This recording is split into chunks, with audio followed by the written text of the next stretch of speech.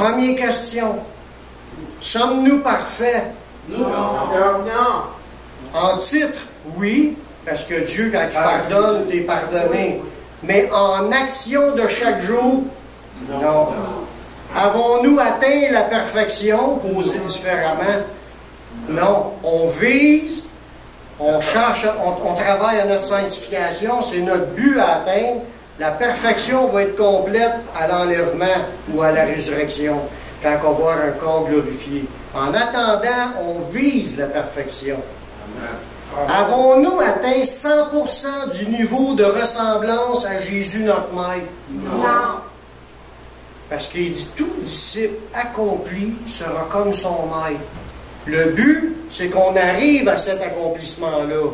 Mais c'est clair que l'accomplissement va être à la fin, que Dieu, quand il va nous enlever ce corps de chair-là, qu'il y a des tentations, qui est attiré par toutes sortes de choses, puis qui nous provoque des combats, parce que cette chair-là nous parle, elle a une volonté, elle a des pensées, elle nous parle dans notre esprit. Des fois, c'est des pensées qui viennent de notre chair, des fois, c'est des pensées qui viennent du diable, des fois, c'est des pensées qui viennent de Dieu. Puis là, on est en conflit, puis on a des décisions à prendre pour trancher, pour des choix qu'on fait pour s'en aller quand on avance dans notre vie.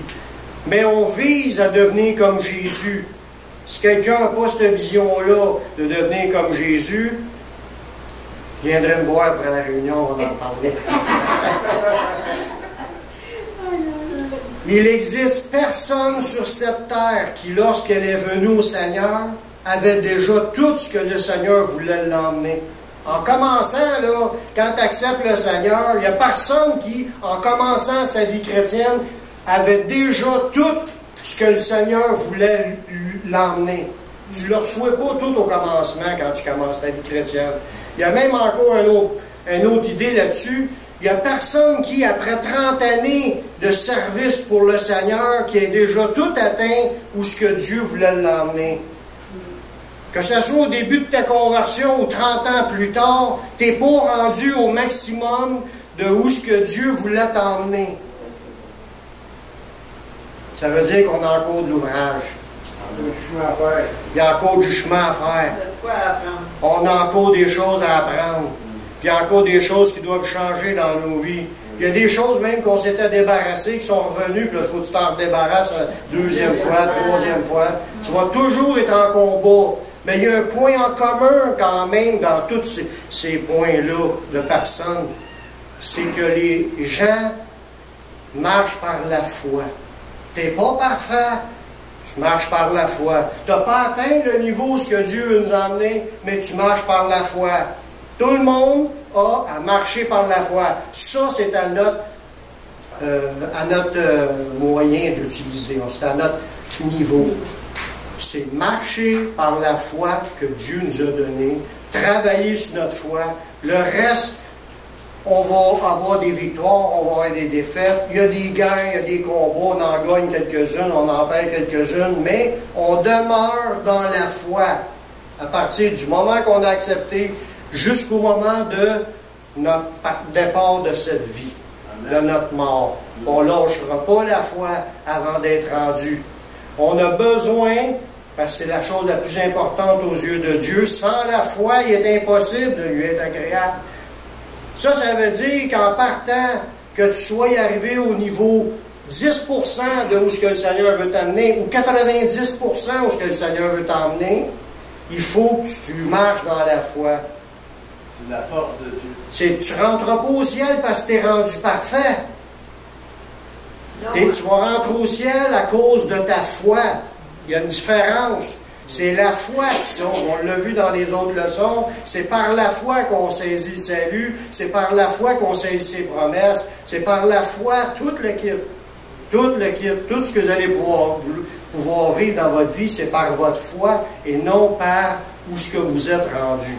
Parce que si tu pêches rendu à un certain moment donné, même après 30 ans de vie chrétienne, c'est encore le même procédé pour se débarrasser de la conséquence comme au commencement. C'est confesse-le au Seigneur, puis il est fidèle et juste pour te pardonner. Donc le problème, c'est pas le péché, le problème. Le problème, c'est la foi pour faire ce que Dieu dit de faire quand tu as péché. Tu y crois, il faut que tu le confesses. Puis tu le fais, c'est aussi simple que ça. Tu demeures dans un état à confesser toute ta vie que tu en fais encore, puis tu t'accroches à sa grâce. C'est par la foi qu'on va rentrer. Si on se dit qu'il faut être parfait pour rentrer, il n'y en a pas un qui va rentrer.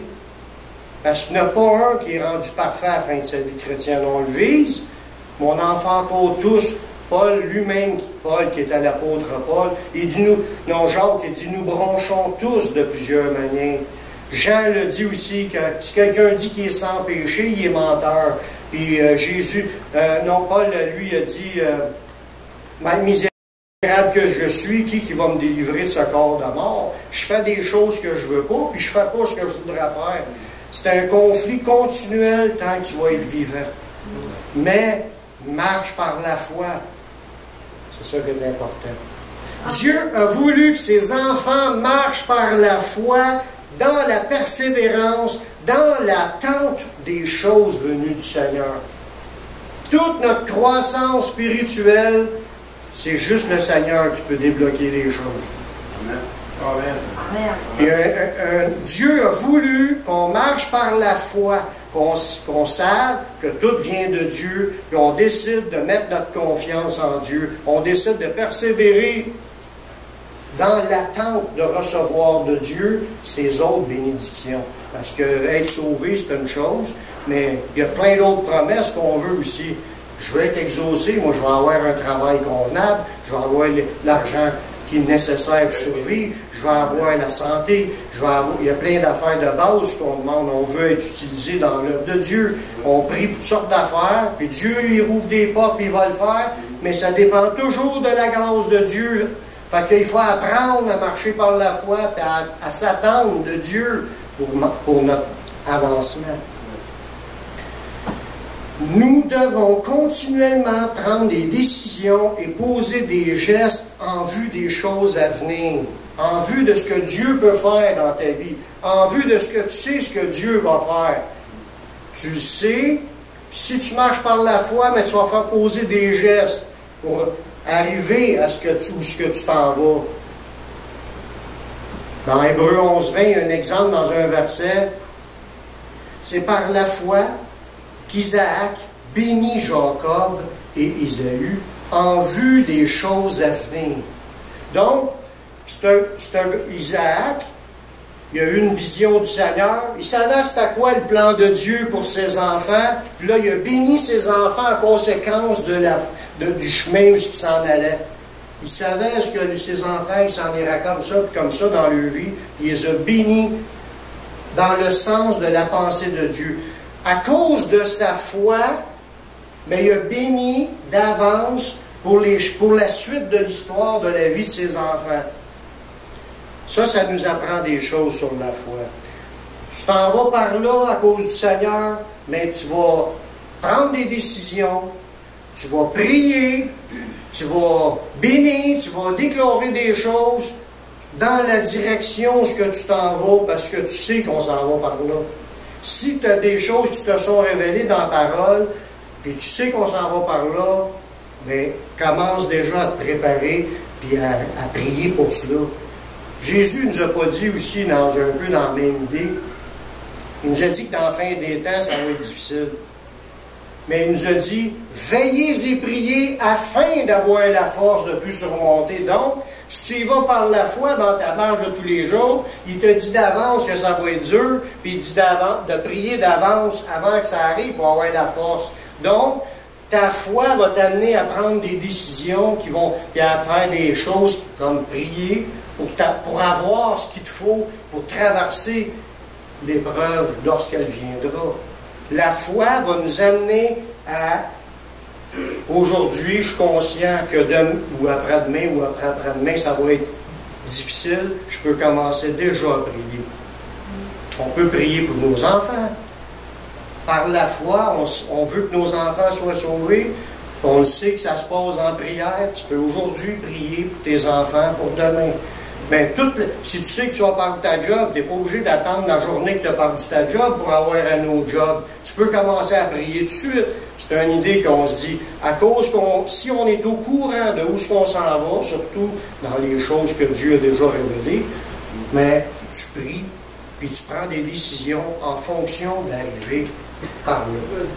Dieu veut nous amener là, et nous aussi, il faut travailler de façon à ce qu'on s'en aille à la même place, pas se fuir en courant. Jonas, il fallait qu'il aille par là. Ouais. Lui, il a décidé d'aller par là un bout, puis après ça, quand il a compris que c'était pas le bon chemin, il est revenu, puis il dit, correct, je vais y aller. Voyez-vous l'idée? Marcher par la foi, tu y vas tout de suite. Là. Quand tu sais que c'est là, il faut que tu t'en ailles. Nous ne voyons pas ce que Dieu veut faire, mais nous le savons ce qu'il fera, parce qu'il nous l'a promis. Il y a plein de promesses dans la parole de Dieu pour ceux qui marchent par la foi. Dans Romains 8, 25, il dit, mais si nous espérons ce que nous ne voyons pas, nous l'attendons avec persévérance. Si tu n'as pas encore reçu ce que tu attends, tu ne le vois pas que tu l'as reçu, mais tu continues à l'attendre avec persévérance. C'est ça la foi. Tu ne relâches pas, tu dis, oh, je fais 3 fois, je le demande, j'arrête ça là. Non. Quelqu'un qui veut vraiment quelque chose, puis il y a une promesse pour cette chose-là, tu ne lâcheras pas. Tu ne l'as pas encore vu, ton affaire, tu vas l'attendre avec persévérance. Tu ne lâcheras pas. Les gens de foi, mais ils ne lâchent pas, ils persévèrent. C'est ça qui est l'idée. On persévère dans notre attente. On attend que Dieu le fasse, puis on persévère. On ne lâche pas, puis dit, oh, c'est correct, Seigneur, je pense, donne-moi plus ça, moi je veux plus ça, je veux d'autres choses. Là, tu commences à demander, tu lâches de demander, tu demandes d'autres choses. Là, si tu ne sais pas où tu t'en vas, tu es un roseau agité par les vents. Dieu n'a pas besoin de roseaux, il a besoin des arbres. Des arbres solides, inébranlables, puis qui puisent dans la parole, puis donnent le feuillage. Puis on le sait qu'on a telle chose, on s'enligne là-dedans, puis on ne lâche pas de morceaux. Ce qui garde un chrétien dans sa vision de vouloir être sauvé, par exemple, c'est la puissance de Dieu qui agit dans nos vies. Parce que Dieu, il stimule notre foi de toutes les façons pour qu'on persévère dans la foi. Quand Dieu permet qu'on ait une guérison, quand on prie que quelqu'un est guéri, ou quelqu'un est exaucé pour une affaire, des fois c'est des affaires que c'est impossible, ça arrive, puis ça arrive quand même. Quand Dieu donne des réponses, pourquoi vous pensez qu'il fait ça? Il fait ça dans le but de fortifier notre foi aussi, pas juste pour... Oui, on est content de l'avoir eu, mais il veut qu'on fortifie notre foi. Sa puissance a été agissante. Ça devrait nous booster puis dire la prochaine fois, on va la demander encore. Amen. Dieu veut fortifier notre foi, puis il sert de toutes les petites affaires. Il y en a qui envoient plus, ils ont des églises qui ont des dons spécifiques, puis il y en a un peu plus. Mais c'est pas grave, découragez-vous pas, continuez à le demander, puis vous allez en voir plus. Dieu répond à la foi. Dieu exauce les prières. Quiconque demande reçoit donc. On pourra dire, celui qui demande peu reçoit peu. Celui qui demande beaucoup va recevoir beaucoup. Ça a-tu du bon sens? Puis si tu demandes beaucoup, c'est peut-être parce que tu as la foi. Si tu as la foi, tu vas demander beaucoup, puis tu vas recevoir beaucoup. Tout va ensemble. Ne nous lâchons pas. Dans le verset de 1 Pierre 1,5, ça nous dit « Par la puissance de Dieu, vous êtes gardés par la foi pour le salut prêt à être révélé dans les derniers temps. » Le salut n'est pas encore révélé, on s'en va vers cela. Mais qu'est-ce qui nous garde aujourd'hui dans la foi? C'est la puissance de Dieu qui nous garde dans la foi. Dieu fait toutes sortes de choses pour stimuler votre foi. Il faut être à l'écoute. Dieu veut nous parler, parce qu'il n'y a pas juste un miracle qui fait qu'on voit Dieu. On l'entend aussi. Dieu nous parle. Il nous dit des affaires par des prédications, par ce qu'on entend. C'est parce que des fois, on dit, hey, il vient de me dire quelque chose, là, c'est quelque chose que j'ai pensé, mais vu que c'est lui qui me l'a dit, ça doit être lui. Non, mais si ça a rapport à ce que tu es en train de déjà penser, ça confirme ce que tu as déjà... Dieu t'a parlé, même par un frère. Là, à cause, tu dis, ouais, c'est lui qui me dit ça, tu t'en fais pas de cas. Mais en réalité, Dieu t'a quand même parlé. Il va tout nous montrer ça à la fin. Combien de fois qu'il nous a parlé, qu'on a comme on s'est quasiment fermé les yeux pour voir pendant des bouts parce qu'on ne voulait pas entendre Dieu nous dire quoi changer. Mais Dieu fait des choses dans le but de stimuler notre foi parce qu'il sait que c'est notre foi qui va nous garder dans le chemin. Si quelqu'un relâche dans sa foi, qu'est-ce que vous pensez qu'il va se produire? Il va se perdre. Il va se perdre. Il va douter de tout. Il ne croira plus à ce qui est écrit. Puis il ne se donnera plus vraiment une raison de persévérer. Il va dire, bof, moi je tenais de me priver. Il va dire, pourquoi je me priverais? On s'en va dans le cimetière, tout de suite après, puis c'est fini là. Bon, ben là, je vais profiter de tout ce qui est devant moi. Non, c'est pas de même que ça marche. C'est le contraire. Celui qui a la foi, il va se dire, moi je le sais qu'il y a un jugement, puis je dois avoir la crainte de Dieu. Je le sais qu'il y a une vie éternelle, puis je veux y rentrer. Je le sais que Dieu a des attentes sur ma vie, puis il y a des choses qu'il aime, il y a des affaires qu'il n'aime pas, puis il veut que j'y montre comment je l'aime en obéissant à sa parole. J'y crois en Jésus, je le sais qu'il est venu il y a 2000 ans, puis je vais mettre ma foi dans ce qu'il dit. Je vais mettre en pratique ce qu'il me demande, parce que de même, je le sais qu'il va être fier de moi. Là, tu marches avec confiance dans ce temps-là. Tu marches avec assurance, tu marches avec force parce que tu es convaincu. Si tu ne l'es pas convaincu, tu doutes. Puis là, tes doutes, mais ils t'amènent à même plus croire ce que tu entends. Tu ne voudras même plus être à l'église. Tu vas dire, chaque fois que je l'entends prêcher, ça ne me dit plus rien. Pour moi, je ne crois plus à cela. Si ça ne dit plus rien, il ne viendra plus, puis il va marcher comme il marchait avant de venir au Seigneur. On retourne dans le monde. Mais si on ne veut pas retourner là, il est important qu'on garde la foi. Et pour garder la foi, c'est Dieu qui fait toutes sortes d'affaires pour qu'on puisse se maintenir dans la foi. Qu'est-ce que je veux? Je veux qu'il en fasse de plus en plus des affaires pour me montrer qu'il est là, pour que ma foi soit toujours nourrie. Je vais y aller à l'église, je sors de là, boosté dans ma foi, ça fait du bien. Mais si Dieu a permis qu'il y ait une église dans ce but-là, qu'on puisse se booster. C'est comme un gros chargeur de batterie, une église. Amen. Ça nous charge notre vie spirituelle, tu sors de l'église, boosté dans le Seigneur. Tu es prête à évangéliser la planète. Parce qu'on est tous ensemble. Parce qu'on est connectés sur le gros jus. C'est l'électricité folle. L'électricité du Seigneur. C'est ça qui était le plan de Dieu, puis ça, il ne faut pas abandonner nos assemblées. C'est dans le plan de Dieu qu'on vive des choses ensemble, vous allez le voir tantôt. Nous sommes aussi dans la persévérance par la foi, en notre engagement opéré par Dieu pour nous amener à la ressemblance de Jésus. Ce que je vais emmener, c'est qu'on persévère par la foi, puis on croit qu'il y a un changement qui va être opéré par Dieu. Parce que c'est Dieu qui va faire l'œuvre en moi pour que je devienne comme Jésus. Tantôt, j'ai dit, est-ce qu'on l'a atteint? Personne ne l'a atteint, on ne l'a pas atteint. Mais on le sait que c'est le travail de Dieu de nous amener à ressembler à Jésus. Fait que moi, si j'ai la foi, je vais m'attendre à ce que Dieu m'amène à être comme Jésus. Là, il va me montrer des affaires, je vais lui demander pardon, puis il va faire l'œuvre de délivrance, puis plus ça va aller, plus je vais être transformé. Marcher par la foi, c'est de marcher dans l'attente à ce que Dieu vienne changer ta vie. On a-tu cette pensée-là? Oui, on a cette pensée-là. Ça nous dit dans 2 Corinthiens 3,18, « Nous tous, le visage découvert, on contemple comme dans un miroir la gloire du Seigneur. Nous sommes transformés en la même image, de gloire en gloire, comme par le Seigneur, l'Esprit. » C'est le Saint-Esprit qui nous amène à ressembler de plus en plus à Jésus. C'est le but. Nous tous, on contemple comme des miroirs. On lit la Bible, on écoute les enseignements de la Bible. C'est comme un miroir, on apprend à voir comment Jésus était. Jésus marchait par la foi, il n'y avait pas de plus grand exemple que lui. Il a persévéré malgré l'opposition, malgré ses souffrances, malgré tout ce qu'il a traversé.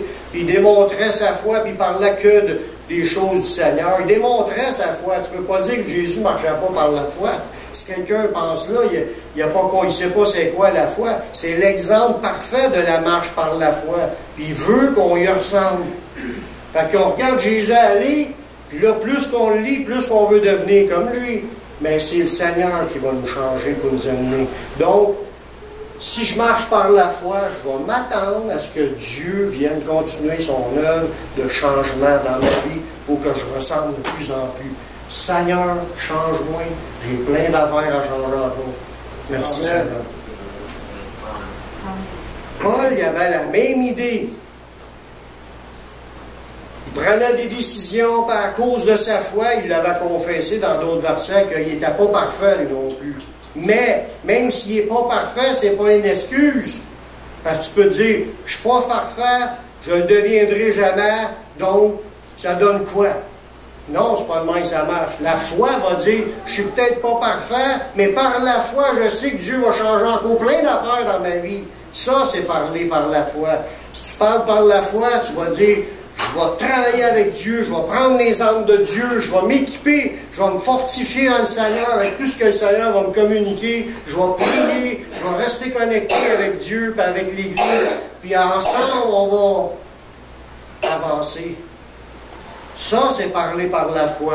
Paul lui dit, il confesse dans Philippiens 3,12, il confesse encore son impuissance, mais il confesse ses décisions par la foi pour changer.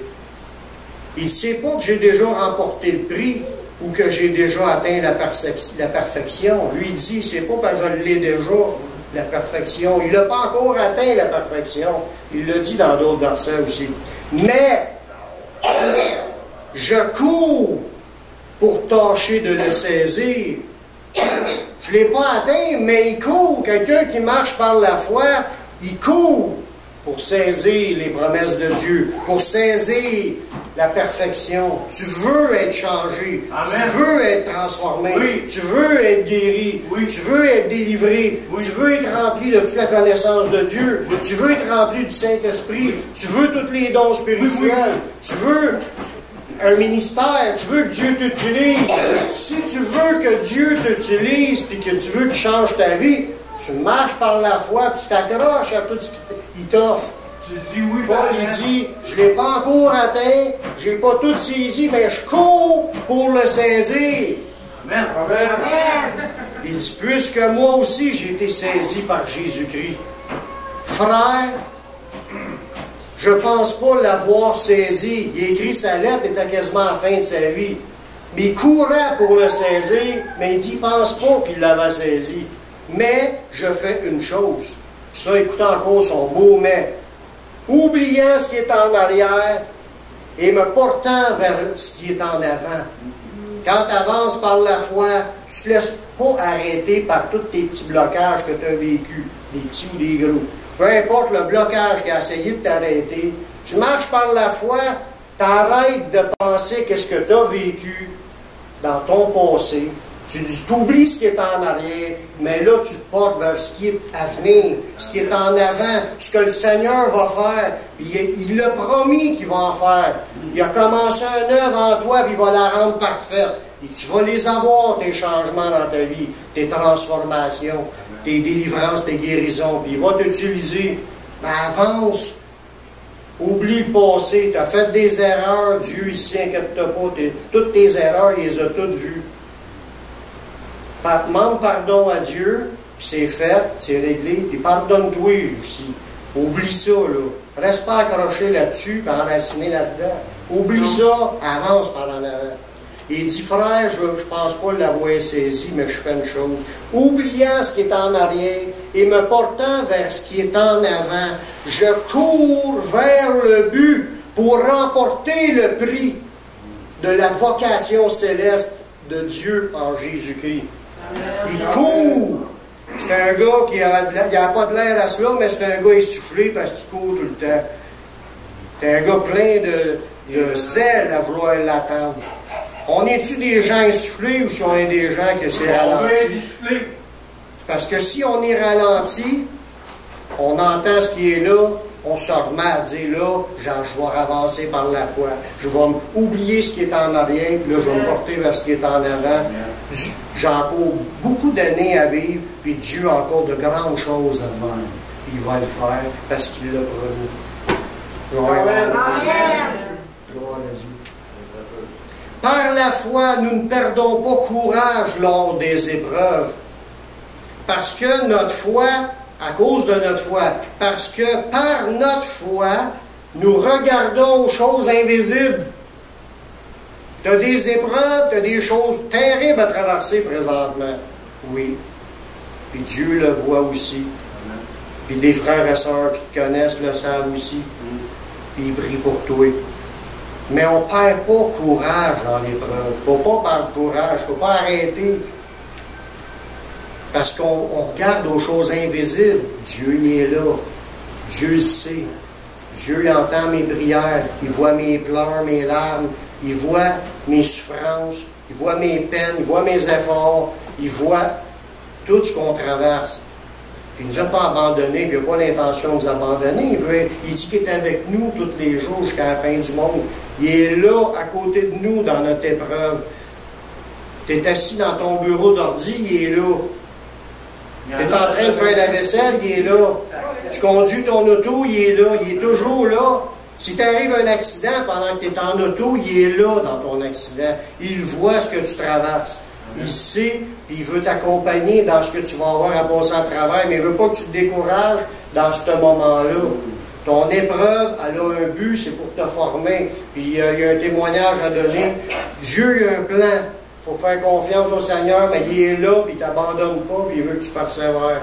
Dans 2 Corinthiens 4, 16 à 18, ça nous dit, c'est pourquoi nous ne perdons pas courage.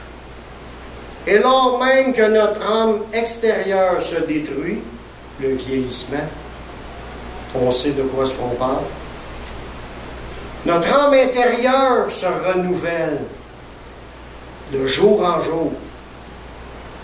Car nos légères afflictions du moment présent produisent pour nous, au-delà de toute mesure, un poids éternel de gloire.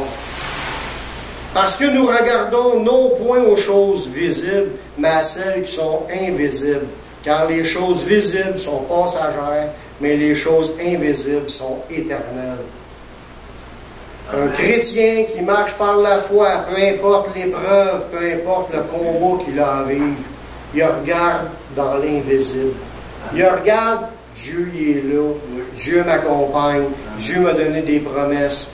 Je le sais qu'il voit toutes mes souffrances. Je le sais qu'il y a même des récompenses pour les légères afflictions qui produisent un pot éternel de gloire. Je le sais que je m'en vais à l'autre bord. Puis ça, par la foi, je ne lâcherai pas. Puis même si l'ennemi essaiera de me faire vivre ça dans le but de me décourager et renier Dieu, comme il a fait avec Job, nous, ça nous fortifie.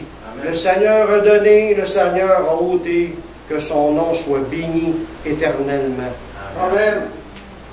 Je l'ai déjà dit, cette phrase-là, dans un moment difficile dans ma vie. Marcher par la foi, c'est ne pas abandonner, persévérer et accomplir ce que Dieu s'attend. Ça, là, ça l'égale obtenir ses promesses. Si tu ne t'abandonnes pas, tu persévères, puis tu fais ce que tu as à faire, tu vas obtenir les promesses de Dieu. On voit ça dans Hébreux 10, 35 à 39. N'abandonnez donc pas votre assurance. On ne parle pas de l'assurance Combine ou Pro-Mutuel. L'assurance, c'est la confiance en Dieu. N'abandonnez pas votre confiance en Dieu. Il ne vous décevra pas. Attendez-vous à Dieu, puis gardez l'assurance. Dieu va agir. Ayez confiance, il agira. Il y a plein de versets dans l'Ancien et dans le Nouveau. N'abandonnez donc pas votre assurance à laquelle est attachée une grande rémunération. Il y a un grand salaire pour ceux qui ont cette assurance-là. L'assurance, la foi que Dieu est là, tu es avec Dieu, puis Jésus est là, puis tu marches avec le Seigneur dans ta vie. Mais il y a des récompenses pour ceux qui persévéreront. C'est les promesses de Dieu, ça. C'est une promesse de Dieu. C'est ce que je vous lis là.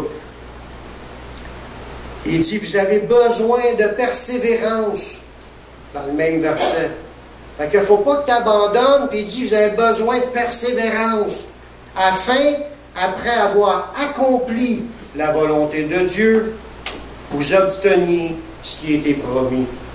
Encore un peu de temps, celui qui doit venir viendra, il ne tardera pas, puis mon juste vivra par la foi. Mais s'il se retire, mon âme ne prend point plaisir en lui. Voyez-vous le point? Il dit, n'abandonnez pas votre assurance, puis il disait, besoin de persévérance pour accomplir. Faire la vie chrétienne, vivre la vie chrétienne, ça prend de la persévérance. La persévérance en quoi? La persévérance dans la foi en Dieu, en Jésus, en sa parole. Tu persévères. Les choses qui t'arrivent, c'est dans le but de te presser, puis t'éprouver, puis le diable essaie de te faire abandonner. On n'abandonnera pas, on va persévérer, on va continuer, puis on va obtenir ses promesses. Oui. Amen. Parce que Dieu est avec nous. Si Dieu est avec nous, qui sera contre nous? Pour ceux qui persévèrent, je vais vous lire un passage dans l'Apocalypse.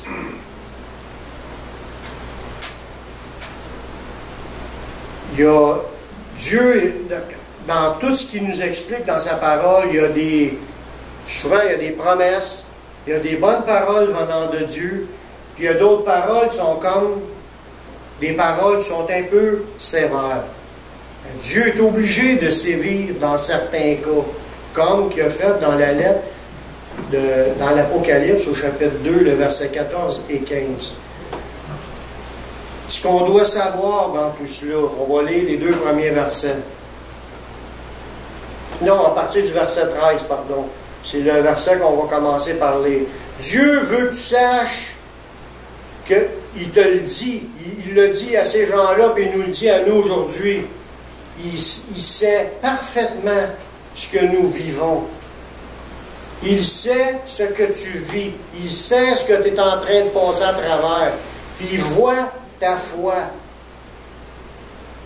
Quand on réagit, quand on agit, on est-tu dans la foi, d'une petite foi, d'une grosse foi? Dieu voit parfaitement toutes choses. Dans l'Apocalypse 2, le verset 13, il dit, « Je sais où tu demeures. Je sais que là est le trône de Satan. » Cette ville-là est comme le siège social du diable sur la planète. Tu retiens mon nom, puis tu n'as pas renié ta foi. Dieu connaît les gens qui habitaient cette ville. Ces gens-là, malgré qu'ils vivaient dans un siège social du diable, dans cette ville-là, ils ont retenu le nom de Dieu, puis ils ont gardé la foi, ils ont passé à travers leur épreuve, ils ont persévéré. Dieu est témoin de tout ce qu'ils ont vécu par la foi. Il dit, même au jour d'Antipas, mon témoin fidèle qui a été mis à mort chez vous, là où Satan a sa demeure. Dieu a vu la persécution qu'il y a eu contre cette Église-là, puis qu'Antipas, qui est un témoin fidèle, est décédé suite à cette persécution. Dieu a tout vu. Dieu est témoin que les gens n'ont pas renié son nom, puis qui ont gardé la foi. C'était du monde qui...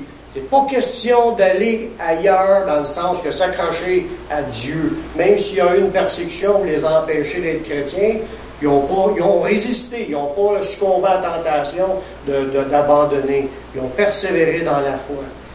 Puis Dieu, s'il nous dit ça, première chose qu'il veut qu'on comprenne, c'est qu'il connaît ce qu'on vit. Il sent entièrement ce qu'on traverse. Puis il voit, puis il voit aussi notre foi dans notre épreuve, dans nos combats. On ne peut rien cacher. Mais, dans ces passages-là, les gens de cette ville-là, les chrétiens, avaient un péché grave. Puis Dieu le mentionne, puis il ne trouve pas ça drôle, ce péché-là. Même si les gens étaient dans la foi, il y avait quelque chose de grave qu'il fallait que Dieu mette son doigt là-dessus pour leur dire que là, vous devez vous repentir, puis lâcher ça, sinon vous ne rentrez pas. C'est ça qu'il lui dit. Regardez au chapitre 2, versets 14 et 15 dans l'Apocalypse. Mais, il a vu leur foi, mais j'ai quelque chose contre toi.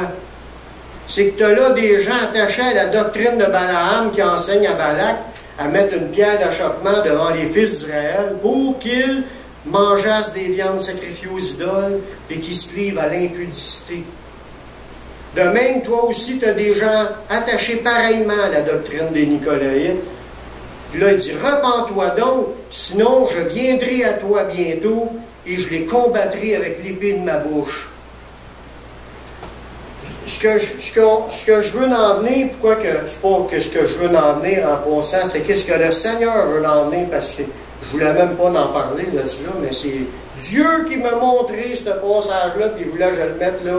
Il veut que je parle de ce verset-là. Il dit, il voit notre foi, il voit nos épreuves, il voit nos combats, mais il voit notre foi, puis il voit comment est-ce qu'on résiste. Puis ça, il n'y a rien à dire à ça. Ils sont louangés au niveau de leur foi. Là, on parle au niveau de comment tu vis ta vie chrétienne, puis que là, le relâchement est que les gens de cette église-là, ils allaient dans les tentes d'idoles. Puis ils mangeaient des viandes sacrifiées aux idoles. Puis il y a du monde dans leur église qui disait, c'est pas grave si tu vas là. Il dit, toi aussi, tu as des gens attachés pareillement à la doctrine des Nicolaïtes. Puis cette doctrine-là des Nicolaïtes, c'est la doctrine de Balaam, de manger des viandes sacrifiées aux idoles, puis de se livrer à l'impudicité. Parce que quand ils étaient devant des idoles, ces gens-là, ça faisait le party sexuel en plus. Mais dans l'Église, les gens avaient la foi en Dieu, ils persévéraient dans les souffrances, mais quand c'était le temps de se sanctifier, il n'y avait pas la crainte de Dieu, ce côté-là. Il s'en allait d'un temple de faux dieux, puis il faisait des orgies de prostitution avec les prostituées qu'il y a là. Dieu, là, les cheveux, il redressait sa tête. Il dit, je le vois, là, ta souffrance, jouer tes combats, jouer que tu n'as pas renié mon nom, mais ce que j'ai contre toi, c'est qu'il y a du monde dans ton église qui est en train de fréquenter des temples d'idoles, des statues, des photos, puis il prie ça, là, puis il se prostitue, il fait la même chose que Balaam. Puis là, Dieu lui dit, il dit, repens-toi donc, sinon je viendrai à toi, puis je les combattrai avec l'épée de ma bouche. Il ne parle pas de les bénir, malgré qu'ils ont la foi. C'est lâche ça, parce qu'il n'attend pas que le Seigneur il soit tanné, parce qu'il n'est plus capable. Puis ça, là, je ne parle pas juste pour l'Église ici, je parle pour ceux qui m'écoutent sur Internet. Il y en a des milliers qui viennent écouter les enseignements. Il y a présentement une séduction dans le monde évangélique. Puis les gens, les églises entières deviennent écuméniques, fraternisent avec les temples d'idoles, catholiques et autres, puis ils pensent que c'est leurs frères, puis là ils veulent faire des alliances, puis marcher ensemble, puis ils sont dans le temple d'idoles, puis ils participent en plus à leur réunion. C'est une offense à Dieu. Si un chrétien fait une prière à Marie, il est en train de prier un autre Dieu. C'est pas dans la Bible, ça, là. C'est satanique au bout. Prier les morts, c'est une abomination. Les gens dans l'Ancien Testament étaient lapidés pour avoir fait des choses semblables. Puis il y a du monde qu'aujourd'hui, et pas des monsieur tout le monde, les chrétiens, des jeunes dans le Seigneur, là, on parle des pasteurs, des unions d'église qui sont en train de s'associer puis donner révérence au pape. C'est rendu une séduction, là, sont tombés dans un aveuglement terrible. Peut-être je vais me faire lancer des tomates, là, parce que je parle de ces affaires-là. Le Seigneur, il annonce là pour dire qu'il y a de quoi qui s'en vient, parce que le jugement commence dans l'Église. Puis il faut que les gens mettent en pratique ces choses-là. Dieu ne rit pas de cela, l'idolâtrie. C'est une abomination. Il ne donnera pas sa gloire à un autre. C'est un des 10 commandements, deux des 10 commandements, les deux premiers. Un, tu n'auras pas d'autre Dieu. Puis le deuxième, tu ne feras pas de statue ni d'image, puis tu ne serviras pas cela. Mais ce qui est en train de se faire dans cette église-là, c'est qu'il le faisait. Puis Dieu dit, repentez-vous, sinon je vais venir, puis je vais vous combattre avec l'épée de ma bouche. Ce qu'il faut comprendre quand on marche par la foi, il y a des fois que tu n'as pas le choix, il faut que tu prennes des décisions rapides, puis tu abandonnes certaines choses qui sont vraiment déclarées déjà. C'est clair, c'est noir sur blanc dans la Bible que c'est un péché. Il faut que tu lâches ça. C'est un des 10 commandements. Dieu, il n'a pas l'intention de rire quand il dit « Aucun idolâtre va entrer dans le royaume de Dieu. Aucun menteur, aucun impudique, aucun idolâtre, aucun menteur va rentrer. » Les gens, nous, surtout ceux qui marchent par la foi, on marche par la foi, je dois persévérer dans la foi, mais je dois aussi accomplir ce que Dieu s'attend de moi. Je dois faire, dans le sens, il faut que j'arrête de faire peut-être des choses que Dieu n'aime pas, comme être idolâtre, voyez-vous?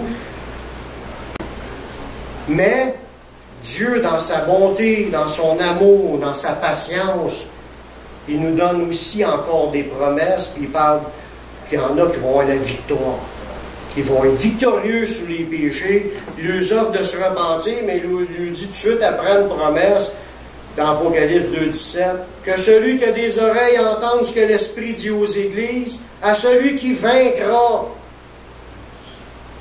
Là, il parle à ceux qui... Tu réalises, tu te repens, tu vas marcher dans la victoire. C'est ça qui est marcher dans la foi. Tu vas croire ce que Dieu dit, puis tu vas prendre les décisions pour ajuster, pour tasser le péché. Si Dieu te montre des péchés, des choses dans ta vie, si tu les montres, résiste pas. Tu veux grandir, tu veux des victoires, tu veux marcher dans la foi. Fais ce que Dieu te dit, fais ce que Dieu te demande. C'est déjà clair dans la parole. Ferme pas ta Bible parce que tu dis, je veux plus voir ce qu'il y a d'écrit. Reste les passages ouverts, puis relis-les 2 fois, puis 3 fois. Laisse Dieu te parler, puis accepte de te faire que Dieu te montre des choses que tu dois changer. Ses commandements sont là, sa parole est là, puis c'est comme un guide. Notre foi doit être encadrée dans le guide qui sont les bornes, ne traverse pas en dehors de cette zone-là si tu veux démontrer que tu as la foi qui sauve. Voyez-vous? Gardons les yeux sur Jésus qui a vaincu, puis il est entré dans les cieux. Jésus, il n'a commis aucun péché. Puis il a ouvert la porte pour qu'on puisse rentrer. Il est allé porter son sang dans les lieux célestes. Ça nous dit dans Hébreux 4,14. Ainsi donc, puisque nous avons un grand souverain sacrificateur qui a traversé les cieux, Jésus, le Fils de Dieu, demeurons fermes dans la foi que nous professons. Demeurer ferme, c'est la persévérance. Lâchons pas, persévérons. Laissons-nous pas attirer, parce que ça, c'est le diable qui essaie de nous voler. Laissons-nous pas détourner. Soyons plus stricts que toutes les autres que nous voyons. C'est écrit ça, moi je suis ça. Montrez l'exemple de foi. Une fois, vous croyez en la parole, mettez-la en pratique. Montrez l'exemple, même s'il n'y a personne dans l'Église qui mettra en pratique une affaire, bien, tu vois qu'il faut le mettre en pratique, mais en pratique, ça va donner l'exemple aux autres. Nous ne sommes pas les seuls dans cette persévérance par la foi. Je ne suis pas tout seul là-dedans. Vous êtes tous là, vous aussi, à persévérer dans la foi. Paul nous explique que nous pouvons nous encourager par nos expériences de notre foi. Tous ensemble, on a à se regarder, à s'encourager, à s'expliquer ce qu'on comprend, puis on se booste les uns les autres à demeurer dans la foi qui nous mène à obtenir les promesses de Dieu. Romains 1,12, il dit « Afin que nous soyons encouragés ensemble, au milieu de vous, par la foi qui nous est commune. » Il y a un encouragement à aller chercher en équipe. Par la foi agrandit quand on est en équipe. On marche ensemble, et Dieu veut qu'on s'encourage ensemble dans notre foi. Dans l'autre verset, 1 Corinthiens 16, 13, il dit « Veillez, demeurez fermes dans la foi, soyez des hommes, fortifiez-vous. » Voyez-vous? Il ne demande pas aux femmes de se transformer en hommes, c'est dans le sens que l'homme inclut le sexe féminin puis masculin. Et soyez des hommes, ça veut dire des hommes et des femmes de Dieu. Soyez plus des enfants flottants et emportés à tout vent de doctrine. Il dit, demeurez fermes dans la foi, soyez des hommes, fortifiez-vous Fortifiez-vous, ça veut dire devenez de plus en plus fort. Travaillez pour vous rendre de plus en plus fort dans le Seigneur, à plonger vos racines dans la parole, puis à le vivre pleinement. Plus vous allez le vivre, plus votre écorce va s'épaisser. Plus vous allez devenir résistant. Voyez-vous? Le Seigneur. Ça, c'est le Saint-Esprit qui va nous fortifier, mais on a à faire un effort dans le même sens que l'Esprit veut nous emmener. C'est ça qui est l'idée. Je prie pour ceux, on va faire une prière ensemble, pour ceux qui se sentent faibles dans la foi. La foi, c'est la ferme assurance des choses qu'on espère. C'est une démonstration. C'est quelque chose qui doit se vivre. Puis si on affaiblit dans la foi, il y a des raisons. Quand Dieu a parlé dans l'Apocalypse, puis il dit, tu as persévéré dans la foi, mais tu as telle affaire. Il y a un problème. Il y a des problèmes des fois qui minent notre vie chrétienne. Puis ça, il faut les mettre dans le Seigneur. S'il y en a qui ont des péchés et qui veulent les confesser au Seigneur, c'est le temps. S'il y en a qui veulent des guérisons, des délivrances, qui veulent l'assistance du Saint-Esprit pour les fortifier dans leur vie, puis les donner un boost, puis les faire grandir dans le Seigneur, mais Dieu veut le faire là. On va faire une prière ensemble. On va demander au Seigneur de pardonner nos péchés. On va demander au Seigneur de nous remplir de cette puissance et continuer son œuvre pour nous fortifier. Seigneur, je te remercie pour ta parole qui est vraie. Et tous les exemples nous démontrant qu'on a persévéré. Nous voulons persévérer. Nous voulons marcher par la foi. On a besoin de ton assistance. Pardonne-nous tous les moments de faiblesse qu'on a. Pardonne-nous de nos égarements. Pardonne-nous de toute désobéissance. Et remplis-nous de ton Saint-Esprit. Prends le contrôle de nos vies. Renforcez-nous par la foi, qu'on puisse grandir dans le Seigneur, qu'on puisse devenir inébranlable.